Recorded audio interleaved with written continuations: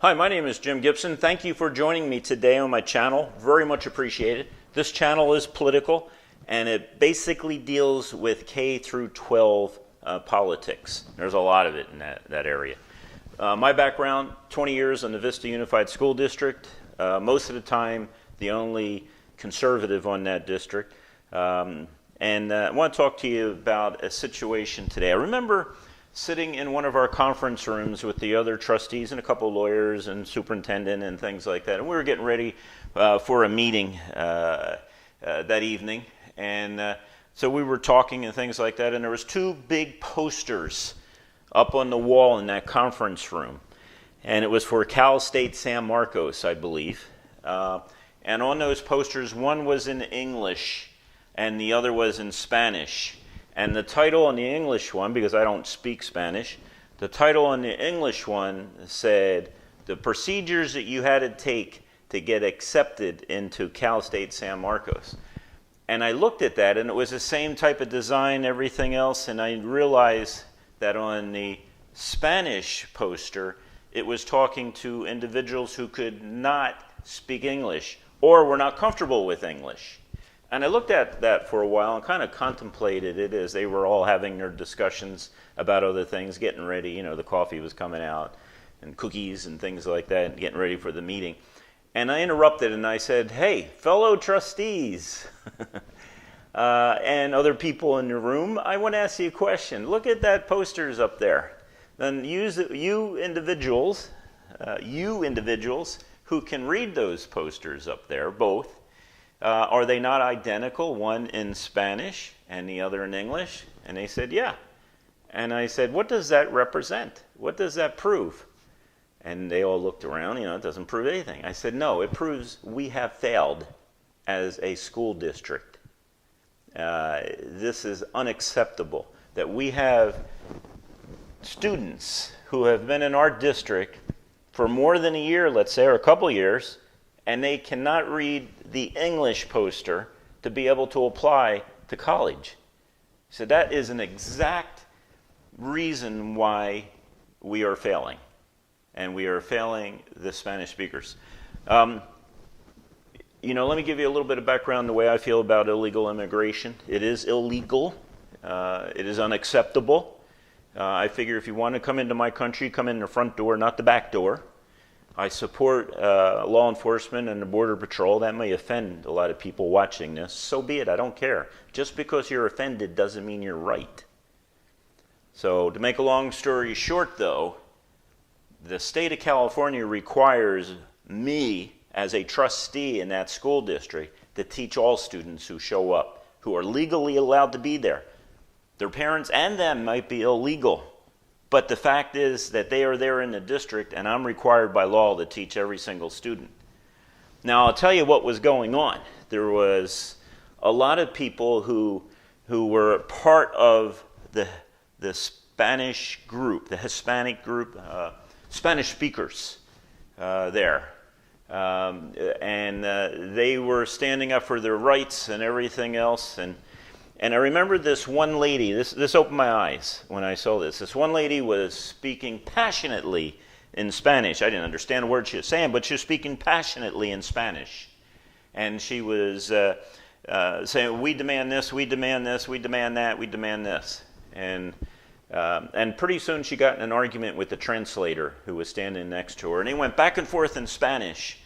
And then she got so frustrated that she broke out into perfect English and explained what she wanted to the Board of Trustees in a board meeting. And I was like, whoa, there's something going on here. And the more I investigated, I realized there was a certain group of people within the district that wanted to keep the Spanish speakers speaking only Spanish, not English. They wanted to separate them. They wanted their own little culture there. They wanted it to be different than the American culture. And they wanted control over it. Control was what they wanted. That's important to them. So it opened my eyes, and I remember once that they had to do a yearly report on education and how we were doing in different areas, and we started talking about English language learners.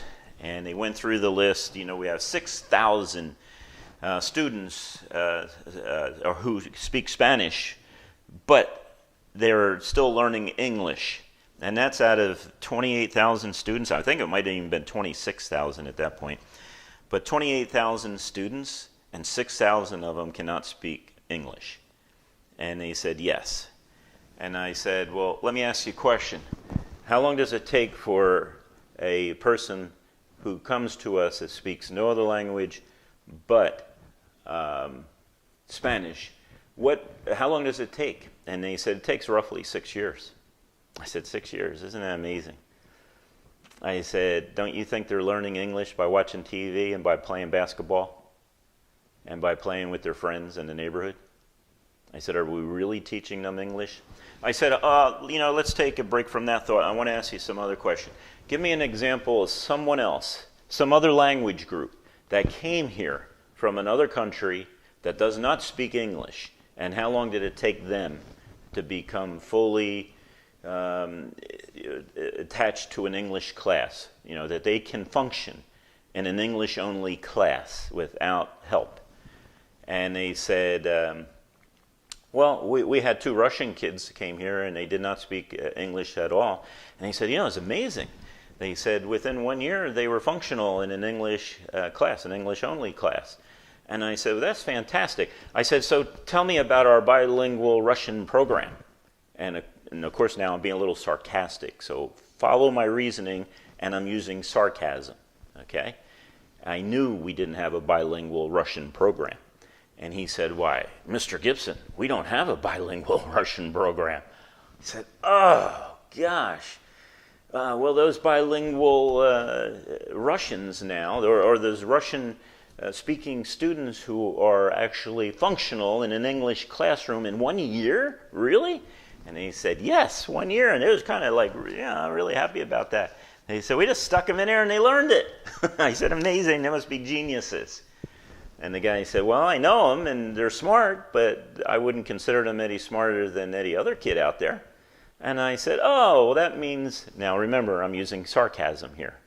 I said, oh, that means that Spanish speakers are dumb. And of course, the whole room, there was 200 or 300 people, you could hear a pin drop. A lot of them probably didn't know I was being sarcastic. And he said, well, Mr. Gibson, I would never say that. And I said, neither would I, but that's how you treat them, isn't it? You treat them like they're dumb. I said, why can't Spanish-speaking kids learn English in 1 year, if given the opportunity?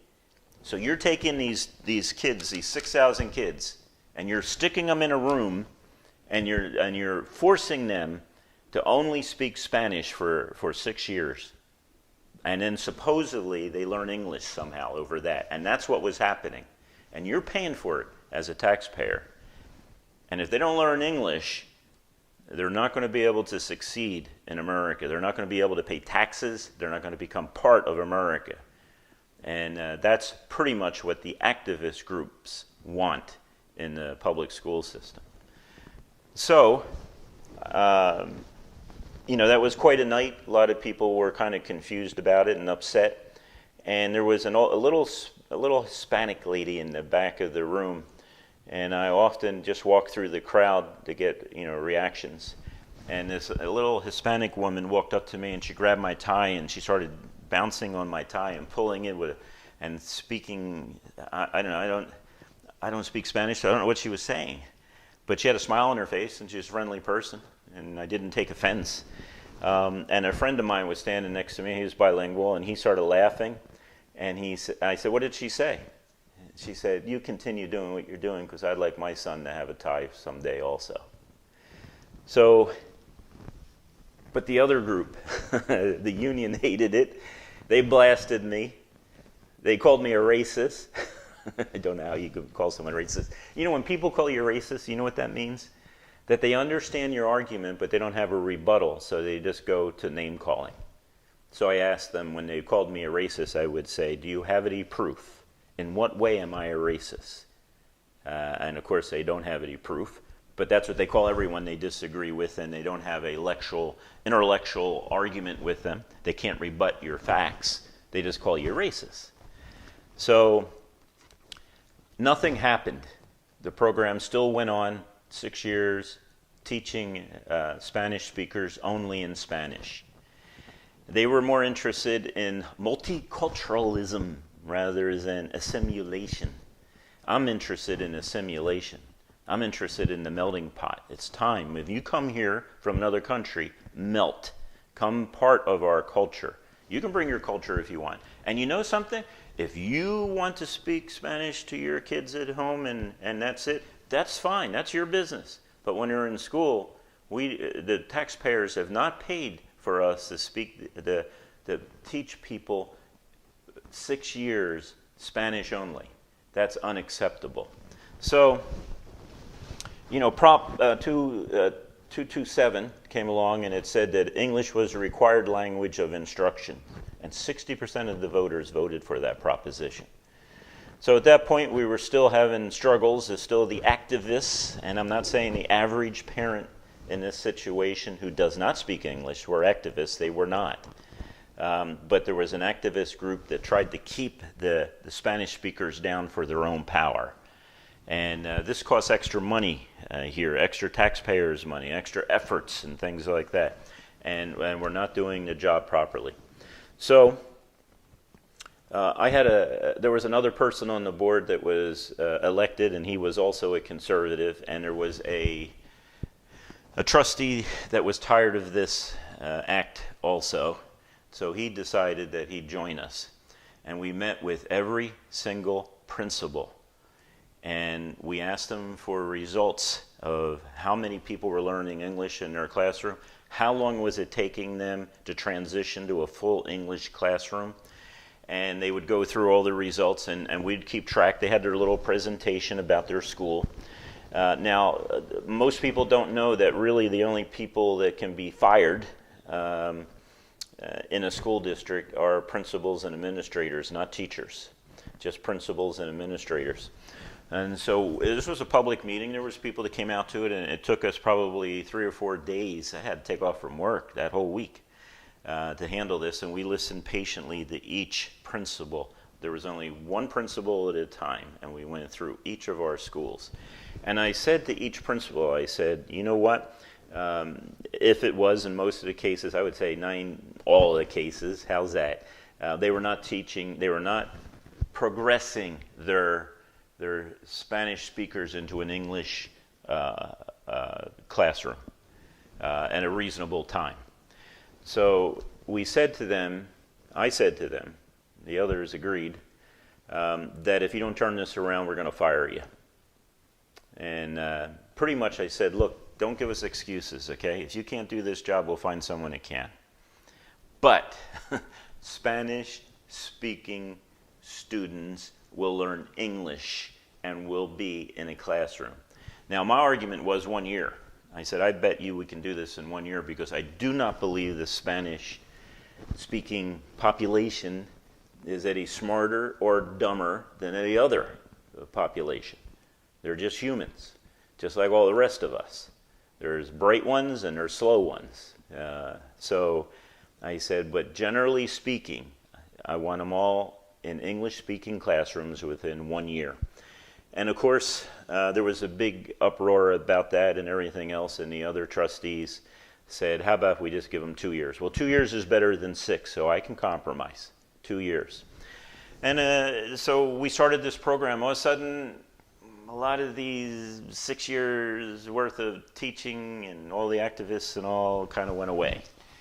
It was kind of interesting. Years later, I talked to this young lady who could speak perfect English with not even an accent. And I said to her, tell me a little bit about your background. And she said, well, when I started Vista Unified School District, she's an adult now. And when I started there, all I could speak was Spanish, and all my classrooms were in Spanish. Every single one of them was in Spanish. She says, but then 1 year, all of a sudden it became like urgent that I learn English, and they pushed English on me. and it was required, and I had to do this and I had to do that. And pretty soon, in a year, I was in an English-only classroom, and I did fine. And I said, well, you speak perfect English. You don't even have an accent. And she goes, yeah, I speak English now because someone forced me to learn it. And I said, fantastic. And I asked her what year it was, and it was that year. It was that year that we turned things around. Now, to talk about the principals, one quit on me. He decided that was not for him, which is fine. You can't produce, you need to go. That's the way I look at it. And all the other principals turned this around. And I remember right before I left, I decided not to run after 20 years, and right before I left, or sometimes in there, I don't remember exactly when, one of the administrators spoke in public, in a public meeting, and he said, you know, Mr. Gibson, I have to compliment you. He goes, when you first came out with that all kids need to transition to an English-only classroom within 2 years, he goes, I didn't think it was possible, personally. He goes, you know, I've always been taught it takes 6 years. He said, but you know something? It worked. And I'm glad that it did. Again, this is Jim Gibson. Thank you for watching today. Very much appreciate it. Hope you're having a wonderful day.